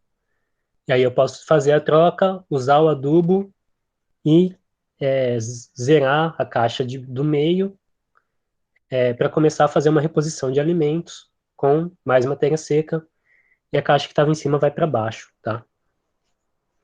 Aí, se vocês tiverem alguma dúvida desse processo, vocês vão colocando. A última caixa embaixo, ela é a coletora, que ela vai pegar todo o líquido que for excesso desse processo, porque ele solta um pouco de umidade. Esse líquido, ele é um biofertilizante muito potente. Ele vai parecer com o chorume, mas o chorume ele é da decomposição anaeróbica. Ele tem contaminação com tudo que o lixo comum tem, né? Esse nosso líquido, ele é um biofertilizante, ele vai ser escuro, mas ele não vai ter mau cheiro. Se ele tiver mau cheiro, quer dizer que alguma coisa deu errado, né? Mas normalmente ele não tem. E aí eu posso fazer uma diluição de 10 de água para 1 desse biofertilizante, então ele rende muito, e eu posso borrifar, jogar em pomares, em árvores, em praças, usar onde eu quiser, nas plantas que eu tiver em casa, doar esse biofertilizante também, né? Então, como ele é uma quantidade pouca de líquido que vem, mas ele rende muito porque eu tenho que diluir, porque ele é muito concentrado. Aí eu posso pôr uma torneirinha nessa parte de baixo para coletar esse biofertilizante. E aí o que fazer com composto, né? Quando a gente começa a gerar composto, além de a gente reduzir lixo, a gente começa a ter uma demanda por começar a criar vasinhos de planta, né? Então é um incentivo para a gente começar a produzir algumas coisas também. Então tem alguns modelos aqui de vasos para a gente pensar, canteiros, vasos verticais. Então tem várias formas de produzir num espaço pequeno que podem demandar outras técnicas também. Aqui tem algumas oficinas que esse de baixo é uma oficina também que a gente deu no SESC de vaso vertical com cano de PVC ou com garrafa PET. Então, para eu aproveitar o espaço da minha casa, na parede. Então, tem várias proposições para a gente aqui. Eu vou pegar um outro material aqui agora, só para mostrar um pouco mais essa dinâmica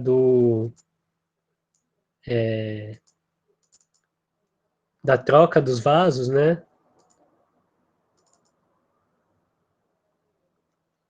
Esse aqui é um outro modelo. Para quem não tiver 3 caixas para fazer, né? Cadê exibição? Eu tô acabando, eu já vi que deu o tempo, mas agora eu só vou mostrar e explicar bem rapidinho, tá? E quem ficar com dúvidas também pode falar. Gente, onde coloca para eu ver a página inteira? Aqui. Nesse eu vou ter um balde maior e outro menor furado dentro, pode ser um desses cestinhos de lixo, né?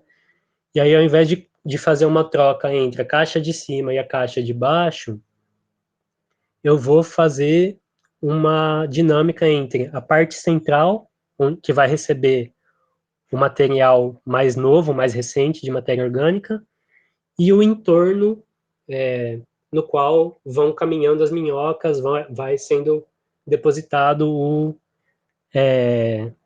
o adubo mais pronto, né, o adubo mais decomposto. E aí você pode até plantar na lateral desse modelo, né? Então, você coloca os restos de alimento dentro, mistura com matéria seca, revolve, cobre com a camada de cima com um pouco mais de matéria seca para não atrair animais, e você vai tendo embaixo, também pode ter minhocas nesse sistema, né, principalmente, e você pode ir retirando esse composto das partes mais inferiores e das laterais, né, e pode até ter um pouquinho de terra em volta e plantar algumas coisinhas nesse espaço também. E a outra ideia lá das caixas, esse aqui eu acho, esse mesmo.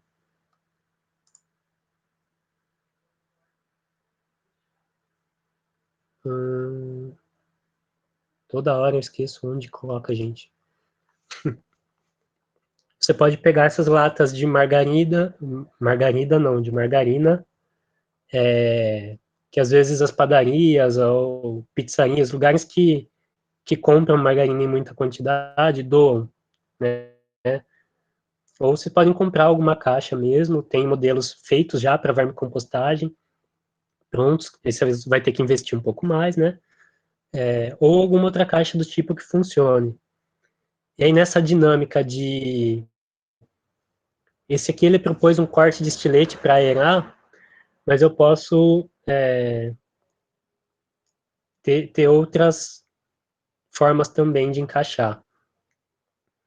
E aí você mantém a tampa, então ele fez esse corte de estilete, nesse estilo de válvula, para entrar ar. E aí fica desse jeito aqui, que veda um pouco para não entrar bicho, mas permite a passagem de ar. E aí eu vou fazer furos pequenos, não precisa ser nesse esquema que ele indicou aí, eu posso fazer uma forma um pouco mais livre, né? Mas tem que ter furos. Esses furos eles vão servir tanto para o trânsito das minhocas, como para o ar poder passar.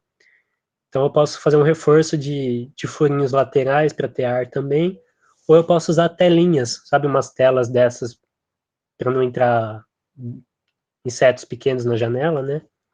Eu posso vedar com uma tela também. Então eu vou furar a base das duas caixas de cima e de baixo, da 3 e da 2. A caixa, elas vão ter a base furada porque eu vou ter minhocas transitando de uma para outra e da 2 para 1 eu vou ter a coleta da água, do biofertilizante. E aí eu vou furar a tampa da 1 e da 2 e vou manter uma tampa inteira, né? Então eu vou ter duas bases furadas e duas tampas furadas. As tampas furadas elas vão permitir o encaixe de uma caixa na outra, e as bases furadas também vão permitir a comunicação de uma caixa com a outra.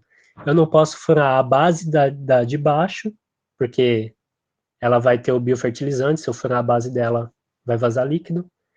E eu não posso furar uma das tampas, que ela vai ser trocada entre essas duas caixas, porque ela vai fornecer a vedação para a gente não ter visitas de baratas, de ratos, etc. Tá? Então, é basicamente esse o processo, né?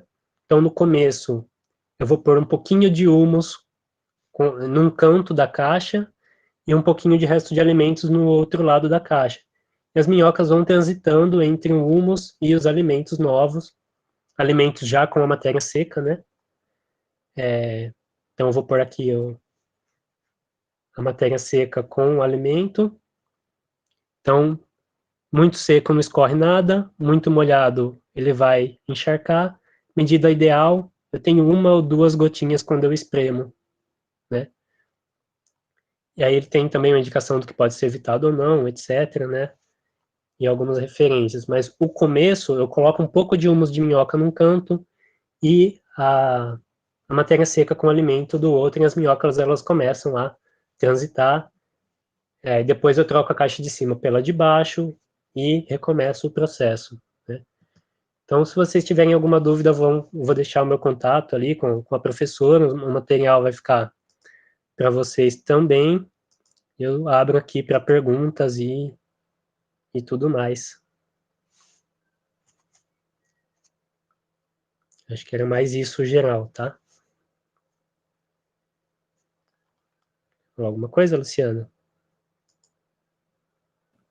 Quem tiver alguma pergunta. Não, Guilherme, estou dando uma olhadinha aqui. Ó, a Luísa perguntou se tem algum vídeo para recomendar, para caso a gente se perder. Tenho sim. Inclusive, uma das pessoas que está no grupo, está acompanhando o grupo, mas já está se dedicando mais para o trabalho dele no SESC. Ele está no SESC de Jundiaí, que é o André. A Luciana conhece, também é ex-aluno de Biologia de O Botucatu. André fez um encontro com a gente. Isso. Ele tem um vídeo que ele fez pro SESC de lá, produzindo conteúdo na quarentena, né? Que ele dá um pouco desse passo a passo, né? Eu posso indicar para vocês esse e outros junto com o material, mas se forem aparecendo perguntas, gente, antes, durante, depois do processo, enquanto eu estiver vivo, eu estou podendo responder. Nosso contato vai ficar para vocês também, tá? E o material vai ser entregue e eu indico o vídeo sim. Gostaria de saber se vocês tiveram alguma dúvida geral ali da mecânica de troca das caixas, de como fazer, né, numa escala menor. Isso tudo vocês vão adaptando de acordo com a demanda de matéria orgânica da residência de vocês, né? É importante que essas caixas elas não fiquem expostas ao sol, para não matar as minhocas de calor. Então, se você vê que as minhocas estão começando a ficar suicida, fugindo da caixa, quer dizer que alguma coisa tá dando problema lá. E a caixa também não pode ficar na chuva, porque ela vai saturar. Então tem que ser um lugar coberto e sombreado, tá? Você pode deixar até na sua cozinha, se você enfeitar esses baldes, eles podem ser estéticos, não causam mau cheiro, se a proporção tiver legal ali. Então é um composto que pela matéria orgânica seca, pela matéria seca, não causa mau cheiro, tá? Sempre que você mantiver equilíbrio. Pode ficar num cantinho, perto da sua cozinha, não ocupa muito espaço, dependendo da sua demanda, né? E se você tiver uma demanda maior, num outro contexto, você também pode pensar outros modelos, tá? Você tem o adubo como produto e evita resíduo. Tem algumas questões, tá bom? Certo. Posso falar, repassar? Claro. A Rosana está pedindo se poderia repassar a proporção de matéria orgânica e seca. 3:1. Tá lá no material que eu vou entregar também, tá? Tá. E a outra questão o Fernando, posso fazer sem minhocas? Pode. Duas questões importantes aí. Tem mais uma, tá? Claro. Num balde tampado com torneirinha no fundo? O balde de cima vai ter a tampa e... num balde só, pode também. Pode sim. Um dos aqueles esquemas que eu mostrei é um balde vazado dentro e um balde maior externo. Ele é um balde só com uma torneirinha no fundo. É exatamente essa a ideia, que aí eu posso indicar para vocês esses modelos. Sobre as duas outras questões, A proporção de 3 para 1 é uma proporção geral, mas, como eu falei, é depender do tipo de alimento que vocês colocam, se é mais molhado, por exemplo, como muito tomate. Encho de tomate, eu vou ter mais demanda de matéria seca para equilibrar. Se minha serragem é maior, ou se eu uso palha seca, é uma matéria seca muito grande, ela puxa pouca umidade, então eu vou ter que pôr mais. Então é uma proporção que eu vou sentindo um pouco no processo. 3 para 1 é uma orientação um pouco geral para a gente se guiar, mas depende muito do tipo de alimento e do tipo de matéria seca que eu estou colocando. A matéria seca, principalmente, é o tamanho dela, se a partícula é menor, se a partícula é maior, né? Quanto maior for a partícula da matéria seca, mais eu vou ter que pôr para equilibrar. E aí a partícula Tem mais menor uma questão. retém mais umidade. Mas a proporção geral é de 3 para 1. A segunda, se eu posso fazer sem minhoca, sim. Só que como a minhoca ela acelera muito o processo, eu vou ter que ter um ritmo menor. Eu vou ter que ou aumentar a escala ou reduzir a quantidade de lixo orgânico que eu coloco, porque eu vou ter uma decomposição só por conta dos fungos e das bactérias. Uma forma de ajudar a aumentar esse processo é picar muito bem os nutrientes, porque aí você está fazendo o papel da minhoca. Então eu tenho lá os meus restos de alimento, eu pico bastante, misturo com matéria seca, que aí o negócio funciona e você vai sentindo a proporção lá. Mas aí normalmente você vai precisar dosar bem a quantidade de matéria orgânica que você está colocando, porque as minhocas elas fazem um trabalho muito acelerado, tá? Tem mais duas questões. A Larissa Baldo. Oi, Larissa. É possível fazer algum tipo de análise quantitativa dos micros e macronutrientes desse adubo? Evidentemente. E cada receita de qual alimento você está colocando, qual a proporção de matéria seca, qual tipo, né, vai te dar um resultado diferente. Isso vai ser uma análise de solos. Análise de, como que chama? Sólidos solúveis, né, por exemplo, que você pode fazer, sim, nesse adubo. E aquela reflexão que eu trouxe da Ana Primavera, né, o solo mais saudável vai te dar a planta mais saudável e o alimento mais saudável.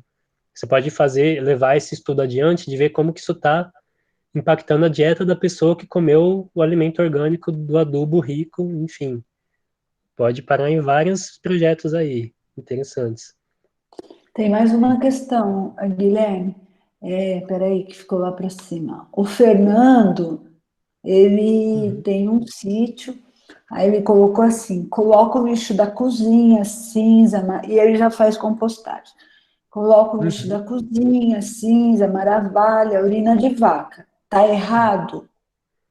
Não, E aí ele colocou, e a borra de café com abundância.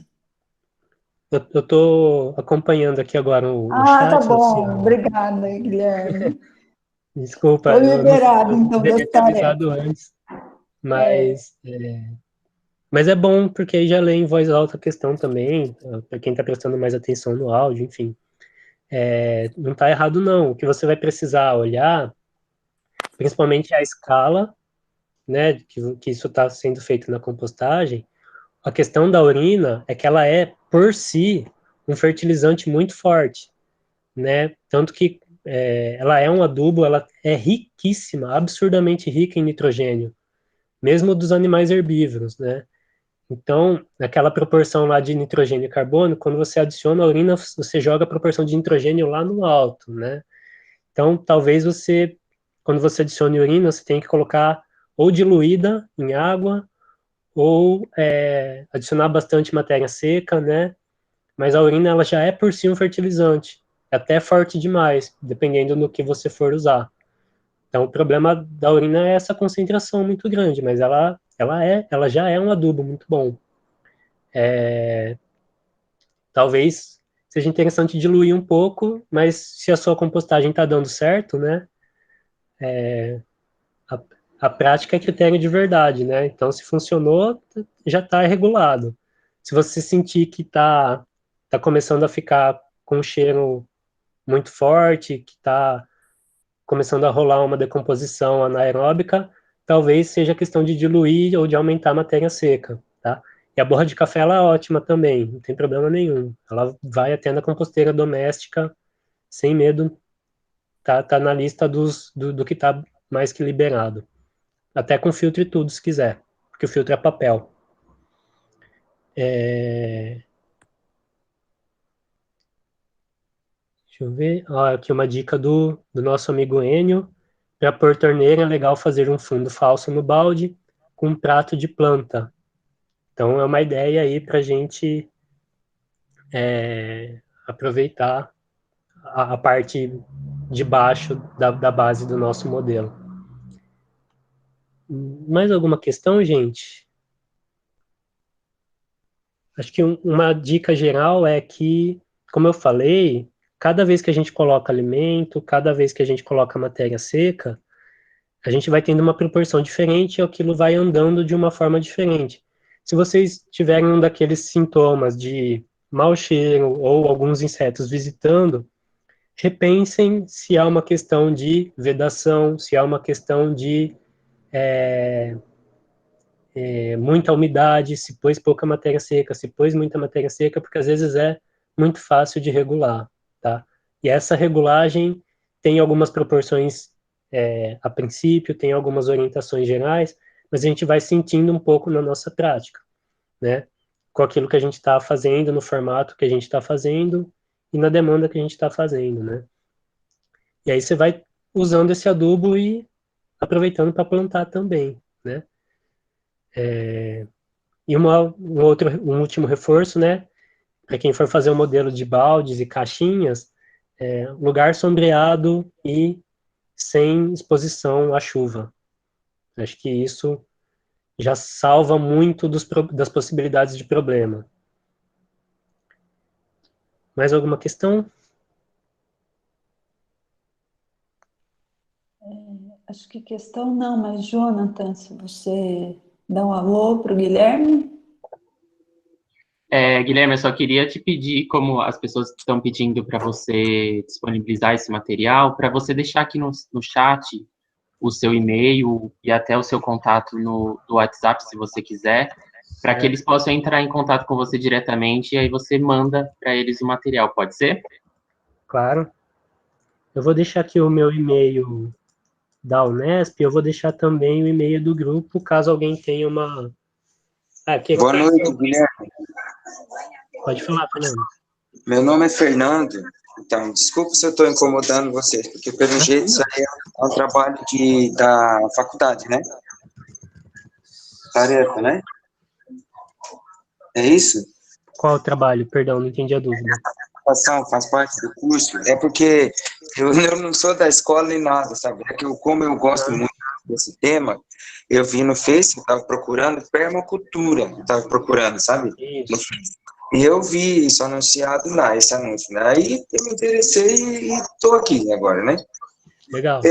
Então, eu trabalho no Serrote, não sei de onde, porque aqui na nossa cidade registro, né? Uhum. Eu estava até achando, a impressão que estava me dando é que fosse todos nós de registro, mas depois que eu me liguei, né? Que é lógico que não, o Unesp é estadual. Uhum. Mas eu estou em registro, sabe? E eu trabalho na escola, sou funcionário empossado lá, titular de cargo, né? E, então, assim, a sociedade, nossa sociedade, né? Precisa, para muito antes de ontem, dessa orientação, né? Porque a gente, hoje, nesses dias ainda, nessa era moderna, a gente recebe orientação, imagine, para o uso de agrotóxico, né? Para equipamento, como usar agrotóxico. Sendo que o que a gente tem que aprender é isso, né? Como lidar a conviver com a natureza, né? E não apenas explorar e degradar. Aí, eu falo pessoalmente, assim, né? Se teria como a gente trazer para sei lá, para a escola, para a sociedade, né? E fazer um trabalho de difusão desse conhecimento para a juventude, né? Mas é claro, eu tenho hierarquia, né? Uhum. Eu sou subordinado, sou apenas funcionário, entende? Sim. Uhum. Então, eu vou te dizer que aí a gente terminou? Só fala, Fernando. Uhum. Então, eu vou dizer que em Botucatu também, a gente é tudo nessa linha do agrotóxico mesmo, viu? Em geral. Aí a gente tem lá um grupo de agroecologia, alguns professores que discutem outras formas de produzir, né? Você está em Botucatu. Eu fisicamente agora no tempo e espaço exato, eu estou em Barra Bonita. Mas Sim. eu sou de Botucatu, eu sou de Botucatu não, estou com confusão agora. Eu estudei em Botucatu e lá, né, os cursos de agronomia, em geral, a maioria, eles têm esse tipo de forma de produção, esse tipo de aprendizagem. Eu vou te dizer que isso é um buraco bem fundo de questões históricas, políticas, econômicas, né? E, assim, a gente está à disposição de levar essa discussão adiante. Acho que o grupo Timbó também, de agroecologia, está disponível. Então, é uma questão de quem fizer o convite, né? Num espaço planejado, a gente pode discutir outras formas, mas é uma questão geral, assim, esse outro modelo de produção. Então, não é por acaso que vocês têm isso mais forte, a gente também tem isso mais forte na agronomia de Botucatu, e é uma questão aí de formas de pensar, de disputa política, enfim, várias questões. É cultural, é ética, política, né? Exato. Inclusive, é até um tema complicado de se mexer, né? É mexer no veneno. Guilherme, só uma questão. Alguém perguntou se era possível enviar, atrelar o seu material à inscrição, né? E é possível. Então, se você nos enviar os arquivos, aí alguém que sabe, né? Você sabe que não sou eu, mas alguém vai conseguir compartilhar o documento, então, pelo link do e-mail de inscrição. Então, se você puder mandar um material, a gente encaminha nesse link aí da inscrição. Pode ser? Depois você me envia e eu repasso. Isso, pode ser sim.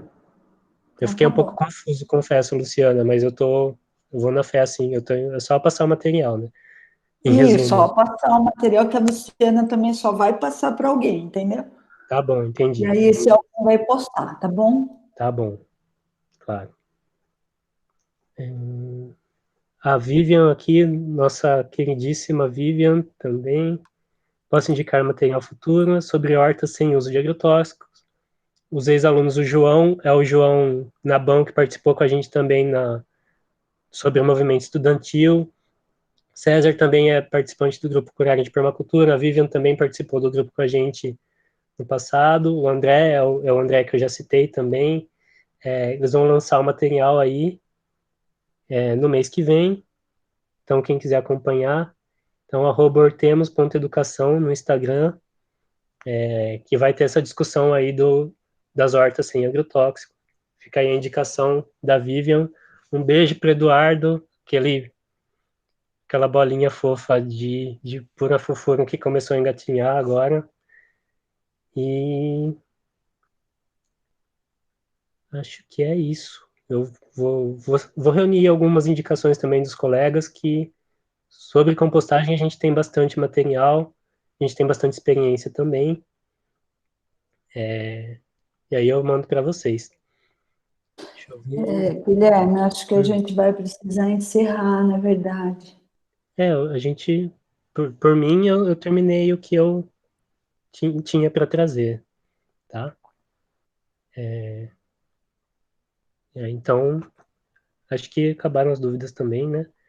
Agradeço muito pelo convite, por quem participou, e é isso aí, gente. A gente mantém contato. Então, nós também, né? Eu, em nome do Movai Agradeço, Guilherme, sua disponibilidade. Nossa, foi um sucesso, né? Assim, muitas pessoas de fora. A gente quer isso também. A gente quer que as pessoas que não estão diretamente relacionadas à universidade participem, tragam suas experiências, como o Fernando, né, como o Luciano, que saiu, e alguns outros que estão quietinhos aí. Então, a gente agradece a sua participação de novo, né? Foi muito bom. Não inconveniência nenhuma, Fernanda. A ideia é essa mesmo, é conversar, é você, né, vocês colocarem, as pessoas responderem, a proposta é essa. É que a gente sempre marca um teto, porque senão é capaz de a gente ficar aqui um tempão, né? Por isso. Então, eu agradeço, deixo o microfone aberto, se alguém quiser se manifestar. A gente vai, então, atrelar o material do Guilherme à inscrição. Ele deixou o contato também, se alguém quiser. Então, o microfone está aberto. Da minha parte, obrigada, Guilherme, obrigada a todos, boa noite. Eu continuo aqui, mas sem falar, tá bom? Boa noite, gente. Obrigado.